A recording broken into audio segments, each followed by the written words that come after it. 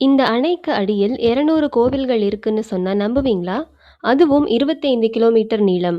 இந்தியாவின் இந்த பிரம்மாண்ட ரகசியம் உங்களுக்கு தெரியுமா? ஒடிசாவின் மகாநதி குறுக்கே அமைந்துள்ள ஹிராக்குட் அணைதான் அது. இதற்கு முதலில் வித்திட்டவர் பொறியாளர் விஸ்வேஸ்வரய்யா.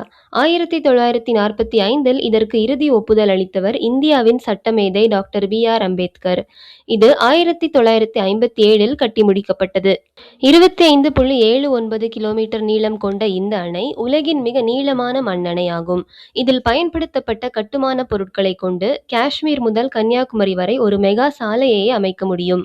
ஆச்சரியமான விஷயம் என்னவென்றால், கோடை காலத்தில் நீர்மட்டம் குறையும் போது அணைக்குள் மூழ்கியிருக்கும் 200க்கும் மேற்பட்ட பழங்கால கோவில்களின் கோபுரங்களை இன்றும் நாம் காணலாம்.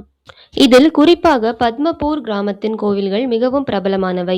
ஸ்கூபா டைவிங் செய்பவர்களுக்கு இது ஒரு புதையல் வேட்டை போன்றது. இந்த அணையின் இரு முனைகளிலும் 2 கண்காணிப்பு கோபுரங்கள் உள்ளன. ஒன்று காந்தி மினார், மற்றொன்று ஜவஹர் மினார். இதில் காந்தி மினார் சுழலும் வசதி கொண்டது. அங்கிருந்து பார்த்தால் அணையின் முழு பிரம்மாண்டத்தையும் மகாநதி அழகையும் 360 டிகிரியில் ரசிக்கலாம்.